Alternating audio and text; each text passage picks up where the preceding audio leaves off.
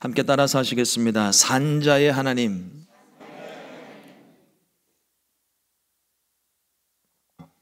한 번 더 하겠습니다. 산자의 하나님. 오늘 함께 봉독한 누가복음 20장 34절로 38절의 말씀으로 산자의 하나님이라는 제목으로 함께 말씀의 은혜를 나누겠습니다. 이런 격언을 들어보신 적이 있으신가 모르겠습니다. 걱정한다고 걱정이 사라지면 걱정이 없겠네. 이거 비슷한 말 제가 예전에 한번 한 적이 있는데 기억하실까요? 문제를 문제 삼지 않으면 문제가 되지 않는다. 내내 같은 말씀입니다. 같은 말입니다. 원래는 이 말이 티베트의 격언이라고 합니다. 티베트에서 전승처럼 내려오는 말이라는데 그것이 이제 각 나라 언어로 번역이 되면서 우리 한국말로는 걱정한다고 걱정이 사라지면 걱정이 없겠네 이렇게 의역이 되었지만 원문의 뜻은 믿음으로 마음에 두려움이 없게 하라 이런 말이라고 합니다. 미리 준비하는 것, 그러니까 걱정을 하면서 미리 준비하는 것도 필요하겠지만 걱정이 지나쳐서 불안해하는 것은 옳지 않습니다. 스트레스를 받아서 건강만 상할 뿐이에요. 그러니까 근심, 염려, 마음의 평안이 없으면 이 마음이 우리 옛말에 속이 썩어 들어간다고 그러잖아요. 근데 그게 실제 그냥 속만 타는 게 아니라 그게 실제 육체에 영향을 미쳐서 만병의 근원이 되는 것 같아요. 심리학자들이 말하고 있는 원칙이 하나 있는데 데이모스의 법칙이라는 게 있습니다. 이게 어떤 법칙이냐면 사람이 하루에 한 사람이 약 5만에서 6만 가지 생각을 한답니다. 하루 동안에 5만에서 6만 가지. 그런데 이 5만에서 6만 개의 생각을 하는데 그 중에 90% 이상이 쓸데없는 생각이래요. 많은 생각을 하는데 그 중에 90%는 쓸데없는 생각이고 그 90% 이상의 쓸데없는 생각 중에 또 90%는 이루어지지 않는 일이래요. 그러니까 10분의 1에 또 10분의 1이니까 100개 생각하면 하나 정도 이루어질까? 실제 걱정이 될까 말까 한 그 걱정거리들을 우리가 하루 종일 하고 있는 거예요. 예전에 다른 분들이 들으셨는지는 모르겠는데 예전에 저희 가족 내에서 자주 쓰는 표현이 이렇게 쓸데없는 소리 한다, 쓸데없는 걱정한다, 5만 가지 잡생각한다고 하는 그런 핀잔을 들은 귀에 못이 박혀 있거든요. 근데 그 말이 그냥 하는 말이 아니라 진짜로 심리학자들이 밝혀낸 게 5만 개의 쓸데없는 생각들을 하고 있는 걸 얘기를 하고 있는 것 같아요. 대부분의 사람들이 이 불필요한 생각 때문에 이루어지지 않을 일들 때문에 시간을 낭비하고 걱정을 하며 살아가고 있습니다. 슬픔은 함께 나누면 반으로 줄겠지만 걱정은 하면 할수록 산더미처럼 불어나서 모두를 힘들게 할 때가 있습니다. 걱정을 줄이고 현재에 집중하면서 사는 것이 삶의 지혜인 것 같아요. 예수님께서도 이 걱정에 대한 부분을 우리에게 말씀해 주신 바 세상 수고와 무거운 짐진 우리들에게 수고하고 무거운 짐진 자들아 다 내게로 오라. 내가 너희를 쉬게 하리라. 말씀 준비하면서 이 말씀이 그렇게 들리는 거예요. 5만 가지 생각을 하는 요한아, 나한테 와라.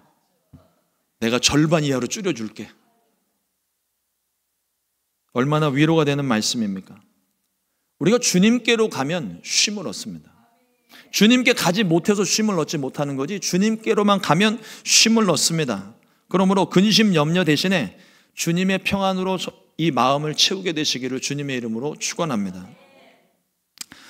오늘 예수님과 사두개인들 사이에 부활 논쟁에 관한 말씀 중에 있던 말을 오늘 나눕니다. 유대인에게 3대 종파가 있어요. 바리새파, 에세네파, 사두개파. 오늘 이렇게 말씀을 드려도 다음 주에 설명드리면 또 까먹겠지만 잊어버리시는 게 저한테는 좋은 것 같아요. 다음에 부담 없이 설교를 할 수 있습니다. 바리새파는 전통을 중요시하는 사람들이고요. 에세네파는 철저한 규율을 중시하는 사람들입니다. 그리고 사두개파는 모세 오경만 인정하는 사람들이에요.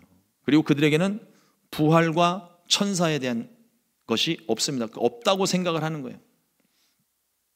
부활과 천사의 존재는 믿지를 않습니다.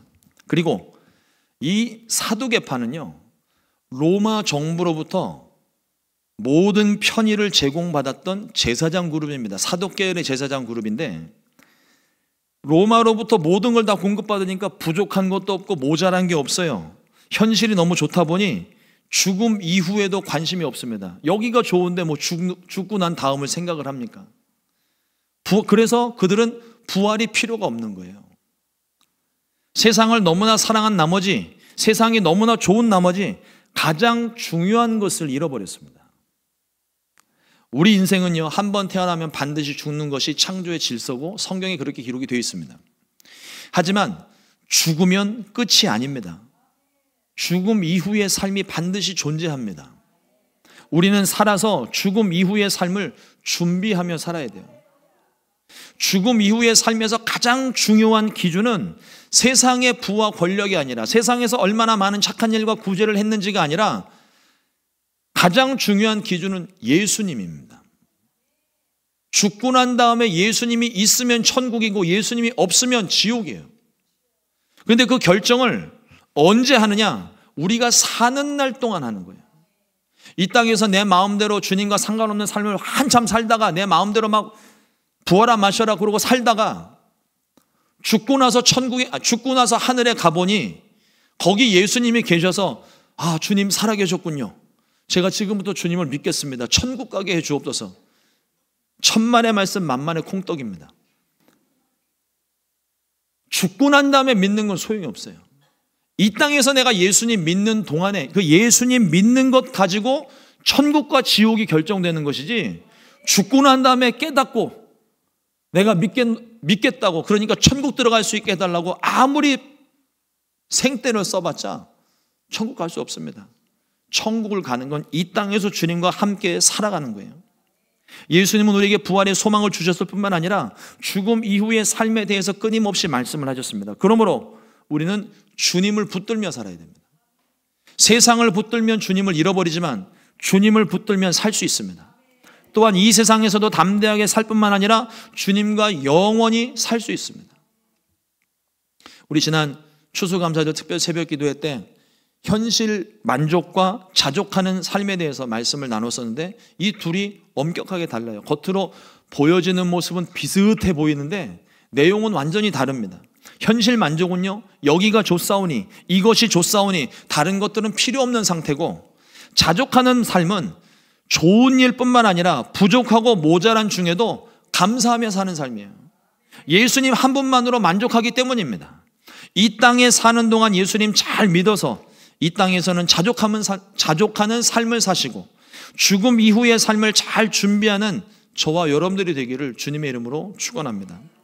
이렇게 부활을 믿지 않는 이 사두개인들이 어느 날 예수님을 찾아와 질문을 합니다. 성경에서 사두개인과 바리새인들의 질문은요, 질문이 굉장히 냉철하고 예리한 것 같으면서도 세상 쓸데없는 질문을 하는 거예요. 예수님을 함정에 몰아넣기 위해서 말도 안 되는 궤변을 늘어놓는 것이 거의 대부분입니다. 오늘 그 질문이 뭐냐면, 누가복음 20장 28절 말씀에 물어 이르되, 선생님이여, 모세가 우리에게 써주기를 만일 어떤 사람의 형이 아내를 두고 자식이 없이 죽으면 그 동생이 그 아내를 취하여 형을 위하여 상속자를 세울지라 하였나이다. 사두개인이 말하고 있는 이 모세의 율법은 신명기 25장에 나오고 있는 계대결혼법을 근거로 지금 이야기하는 거예요. 계대결혼, 우리 한국식 문화 안에는 형사 취수제로 되어 있습니다.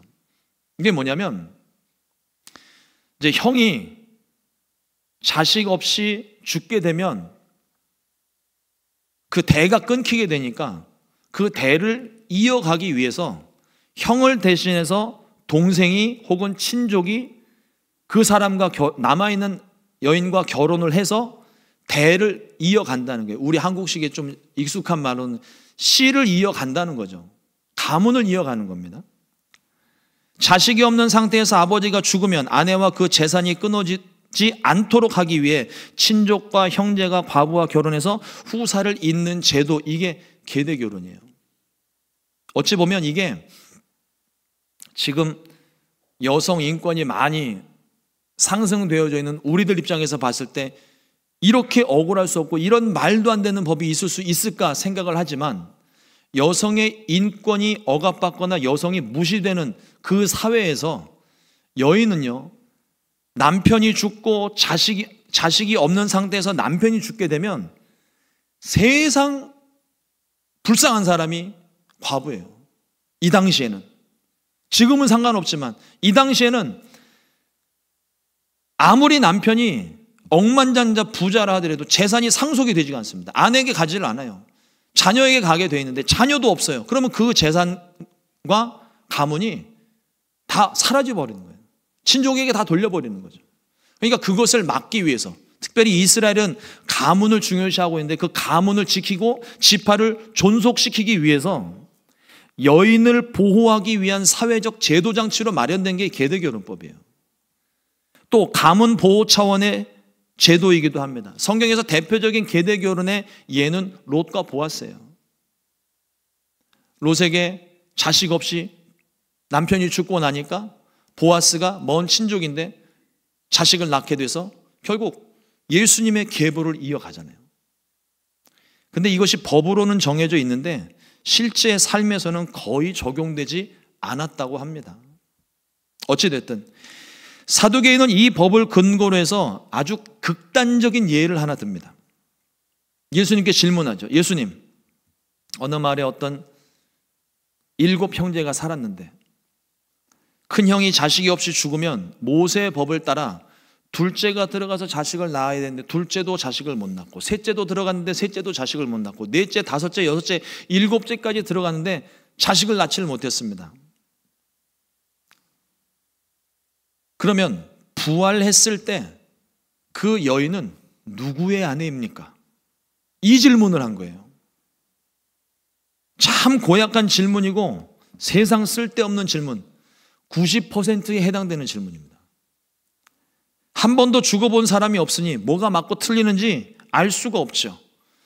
부활이 가지고 있는, 부활했을 때 이 지금 모세의 율법을 가지고 부활의 모순점을 찾아서 부활이 없다고 주장하려고 하는 사두개인의 얄팍한 술수에 불과한 거예요. 이에 대해 예수님께서 마태복음 22장 29절 말씀에 말씀하셨습니다. 예수께서 대답하여 이르시되 너희가 성경도 하나님의 능력도 알지 못하는 거로 오해하였도다. 예수님이 말씀하신 사두개인이 잘못 알고 있는 것, 오해하고 있는 것이 과연 무엇이었을까요? 오늘 말씀 안에서 올바른 지식과 바른 믿음을 우리 모두가 갖게 되기를 주님의 이름으로 축복합니다.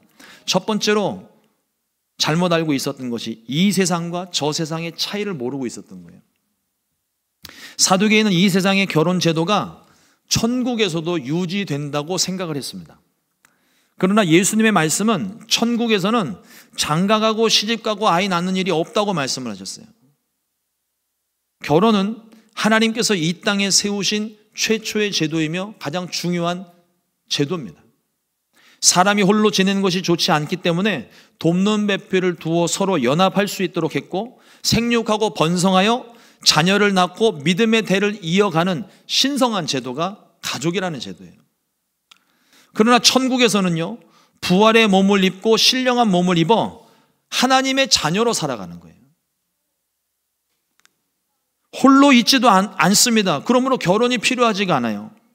그리고 다시는 사망과 죽음이 없기 때문에 자녀를 낳을 이유도 없습니다. 천국에서는 이 가족 제도가 가지고 있는 기능과 역할이 필요가 없어요.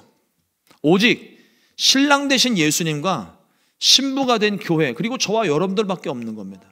이따금씩 천국을 다녀오신 분들의 간증을 듣다 보면 천국에 가서 먼저 간 남편도 보고 자식도 보고 아내도 보고 부모님도 만나고 그러고 왔다는 간증들을 듣잖아요.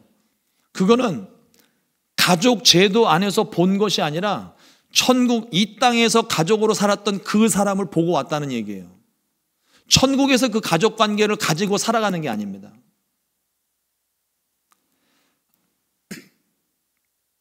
여러분, 모세, 이게 사두개인들이 갖다 붙인 이 모세의 율법이 잘못된 게 아니에요. 사두개인들이 자신의 주장을 증명하기 위해 억지로 갖다 붙인 것이 이게 잘못된 거죠. 계대교로는요, 부활이 없다 말하는 근거가 되는 제도가 아닙니다.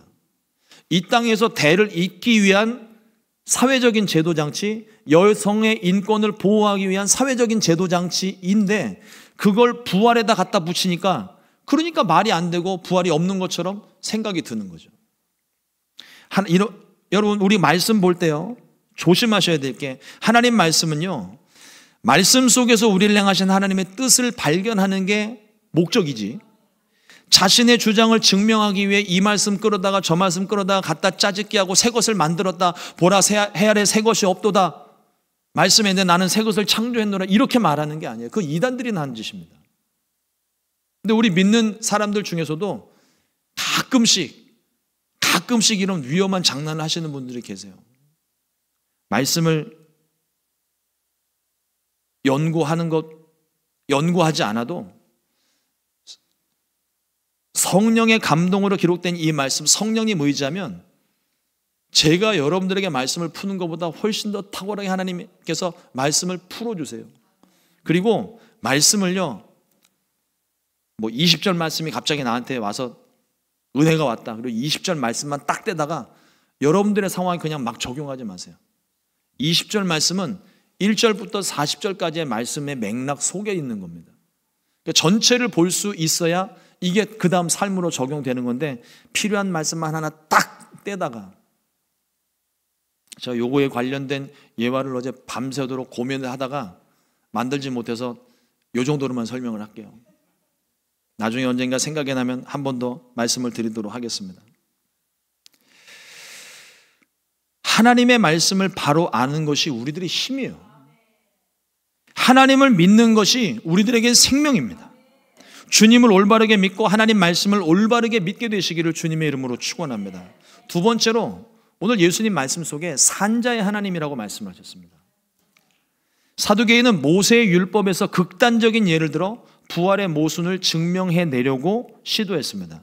하지만 예수님은 사두개인이 모세의 율법을 근거로 허점을 잡으려고 하는 것을 뒤집기 위해서 모세의 또 다른 기록을 가지고 그들의 논리를 뒤집으시는 거예요.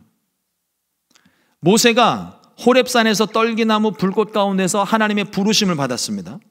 하나님이 자신에 대하여, 그러니까 당신은 누구이십니까? 라고 묻는 질문에 자신에 대하여 하나님이 직접 말씀하신 거예요. 그 말씀 중에 출애굽기 3장 6절 말씀에 보면, 또 이르시되 나는 내 조상의 하나님이니 아브라함의 하나님, 이삭의 하나님, 야곱의 하나님이라. 여기에 덧붙여서 예수님께서는 오늘 말씀에, 누가복음 20장 38절 말씀에 하나님은 죽은 자의 하나님이 아니요 살아있는 자의 하나님이시라, 하나님에게는 모든 사람이 살았느니라 하시니 말씀하셨습니다. 살아있는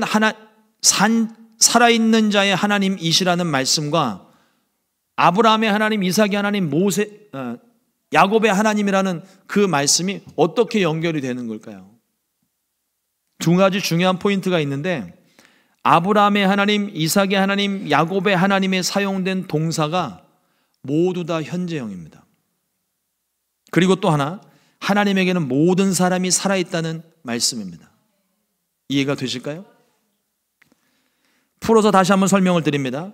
하나님은 아브라함의 하나님이었고 이삭의 하나님이었고 야곱의 하나님이었다는 말씀이 아니라, 지금도 아브라함의 하나님이고 지금도 이삭의 하나님이시고 지금도 야곱의 하나님이시라는 거예요. 하나님 앞에는 모든 사람이 지금 살아있기 때문에, 우리의 생각에는 지금 아브라함도 죽었고 이삭도 죽었고 야곱도 죽었지만, 하나님이 보실 때에는 아브라함도 지금 살아있고 이삭도 살아있고 야곱도 살아있는 거예요. 그렇기 때문에 아브라함의 하나님, 이삭의 하나님, 야곱의 하나님은 여전히 모세의 하나님이시고 여전히 김요한 목사의 하나님이시고 여전히 여러분들의 하나님이십니다. 과거에 믿었던 하나님이 아니라 지금도 살아 역사하시는, 오늘 현재를 살아가고 계시는, 그리고 장차 영원히 살아계실 그 하나님은 나의 하나님이시라는 거예요. 예수님은 부활이 없다 하는 자들에게 부활을 말씀하셨습니다. 그리고 몸소 답을 보여주셨어요. 예수님이 가장 확실한 증거입니다. 예수님께서 친히 십자가에서 죽으셨고 다시 부활하심으로 부활이 있음을 증명해 내셨어요. 그리고 저와 여러분들, 한번 태어나면 죽을 수밖에 없는 저와 여러분들에게 죽을 수밖에 없는 우리 인생에 부활에 대한 소망을 갖게 하셨습니다. 부활하신 예수님을 믿고 이 부활의 삶을 살게 되시기를 주님의 이름으로 축원합니다. 세 번째로 말씀하신 것이 하나님의 능력에 대한 거예요. 예수님은 사두개인들이 하나님과 천국에 대해서 크게 오해하고 있다고 말씀을 하셨어요. 우리 하나님이 어떤 하나님이십니까? 그들이 오해하고 있는 이유가 뭘까요? 우리 하나님은, 일단 우리가 믿고 있는 하나님 한번 생각해 봅니다. 성경에서 말하기를 우리 하나님은 전능하신 하나님이시고 못할 일이 없으신 하나님이시고 무에서 유를 창조하시고 천지를 창조하시고 사람을 지으시고 바다를 가르시고 죽은 자를 살리시는 능력의 하나님이십니다. 지금 방금 설명드린 이 내용이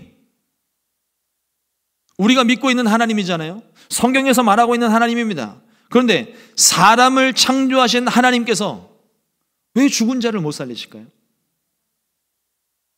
사두개인들은요, 하나님이 천지를 창조하시고 사람을 지으셨음을 모세오경에 써 있는 걸 믿고 있으면서도, 하나님이 사람을 창조하셨고 무에서 유를 창조하신 것을 믿으면서도 하나님이 죽은 자를 다시 살리시는 하나님은 아니시라고 얘기를 하는 거예요. 부활이 없다 말을 하고 있습니다. 사두개인들은 하나님을 믿는다 말하면서도 하나님의 능력을 제한을 두고 있는 거예요. 부활이 있을 수 없다고 말했습니다. 이거는요, 어떤 의미냐면 나는 믿음이 없습니다, 나는 하나님을 안 믿습니다 하는 말하고 똑같은 거예요. 그리스도인은 예수님의 부활을 믿으며 예수님께서 부활하심 같이 우리도 부활할 것을 굳게 믿는 사람들입니다. 그 믿음으로 이 땅에서도 날마다 부활을 경험하며 부활신앙으로 살아가는 사람들입니다. 어젯밤에도 보세요. 운전하시느라 고생들 많으셨습니다. 종종걸음으로 다니시느라 고생 많으셨죠. 밤에 누웠더니 다리가 뻐근하더라고요. 어지럽더라고요. 온몸에 힘을 주고 운전을 했더니 뼈 마디마디가 막 쑤시더라고요. 죽을 줄 알았어요. 죽을 만큼 피곤했는데 자고 일어났더니 허전하게 일어났습니다. 이게 우리가 실제 삶에서 경험하는 부활이에요. 잠자면서 죽은 듯 잤는데 알람 소리 듣고 벌떡 일어나잖아요. 그랬더니 몸이 회복이 됐어요. 부활의 신앙. 우리가 이 세상에서 수고하고 무거운 세상 살이를 다 마치고 난 다음에 잠깐 눈을 감았다 뜨면 장소가 천국으로 바뀌어 있는 거예요. 자고 일어났더니 몸이 다 회복이 되었고 모든 피곤함이 사라지고 전에 없던 생명력이 넘쳐나는 것, 그게 부활이라는 겁니다.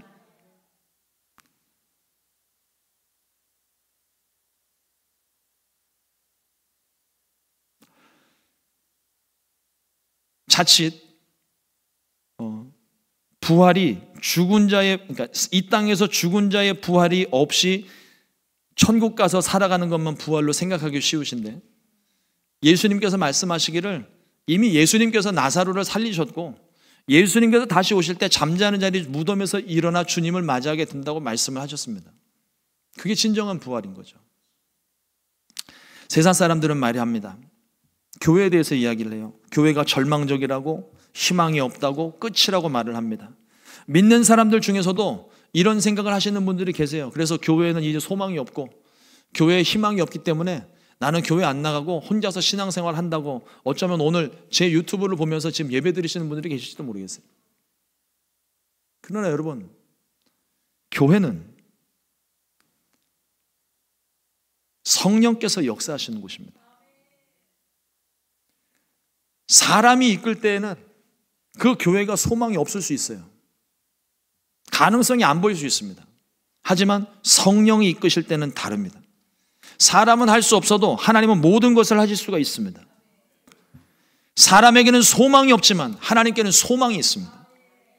우리는 늘 실패하지만 하나님은 우리의 실패조차도 합력하여 선으로 바꾸시는 하나님이십니다. 그 하나님을 믿고 신뢰하는 것이 믿음이에요.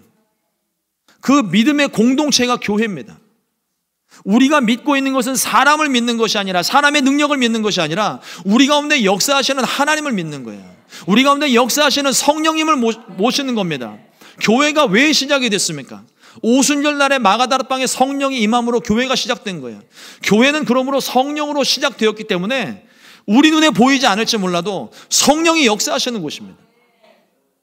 그 성령님을 본다면 교회에 희망이 없다, 절망이다, 이런 소리 못 나오죠. 이런 소리를 하는 사람들이 부활신앙이 없는 사람들이고 하나님을 보지 못하는 믿음 없는 사람들이 하는 소리고, 그러니까 세상 사람들이 그렇게 이야기하는 건 우리가 100번 양보해서 이해해요.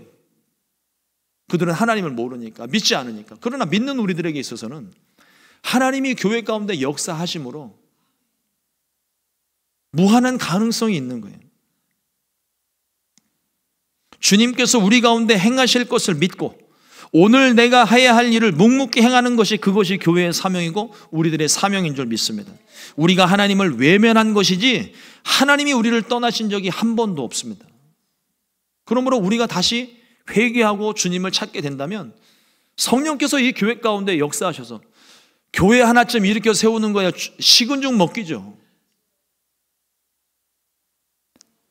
그러나 우리가 또 한 가지 생각할 것이, 교회는요 숫자를 채우는 곳이 아니에요. 우리가 교회의 부흥을 이야기하면서 자꾸 숫자 채우는 일에 집중하기 쉬운데, 여러분 교회는 숫자를 채우는 게 아닙니다. 성령이 가득해야 되는 곳이에요. 사람 가득하지 않아도 성령이 이 자리에 운행하시면, 성령으로 충만해지면 그 교회를 하나님이 기뻐하시고 그 교회를 주님이 사용하십니다. 성령으로 충만한 교회를 하나님이 인정하시고 그 가운데 사람을 보내시는 거예요. 그러므로 부흥해서 성령 충만해지는 게 아니라 성령 충만하면 하나님이 부흥을 부어주십니다. 우리는 주의 부활을 믿고 교회의 영적 부흥과 회복을 위해 주님이 일하심을 믿음의 눈으로 바라봐야 하고, 성령 충만하면 그러면 하나님이 일하십니다. 하나님이 일하실 때 교회는 반드시 회복이 됩니다. 우리의 모든 잠든 영혼이 부활할 수 있습니다. 세상이 목숨을 위협하며 핍박하던 그때에도 하나님은 교회를 지키셨습니다. 무너지지 않았어요. 죽일 듯이 달려들었지만 교회는 점점 더 힘있게 부흥하기 시작을 했고, 도무지 세상이 감당 못하는 교회로 성장시켜 주셨습니다. 우리 주님께 부활의 능력과 생명이 있기 때문이죠. 그러므로 세상 염려 속에 두려워하지 말고, 환경의 시선 빼앗기지 말고 우리 주님께 시선 고정하고 하나님과의 모든 관계에 집중하게 되시기를 주님의 이름으로 축원합니다. 사랑하는 성도 여러분, 부활신앙은 교회에 있어서 가장 중요한 신앙입니다.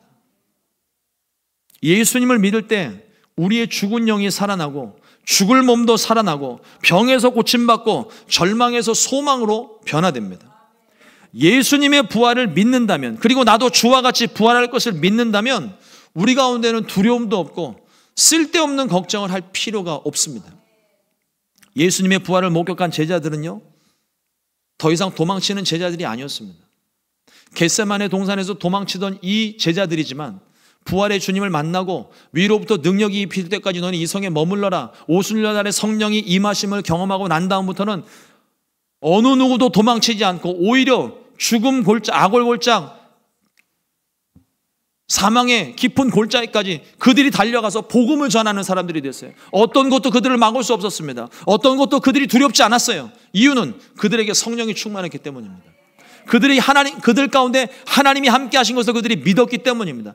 그들은 성령 충만함으로 목숨 걸고 땅끝까지 나가서 복음을 전하는 증인이 되었습니다. 우리가 복음을 전해야 되는 이 시대 사람들은요 부활을 믿지 않습니다. 현실에 안주하고 만족하며 오늘만 사는 사람들처럼 내일을 기대하지 않고 죽음 이후의 삶에 관심이 없습니다.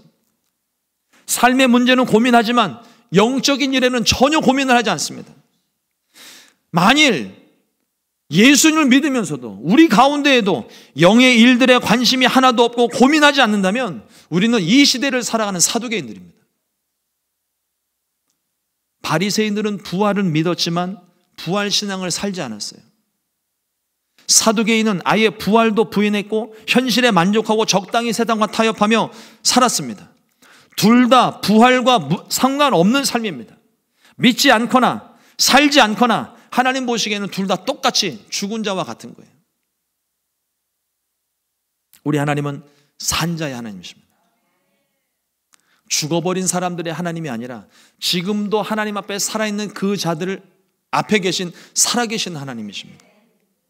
부활신앙은 살아계신 하나님과의 관계 안에서만 의미가 있어요.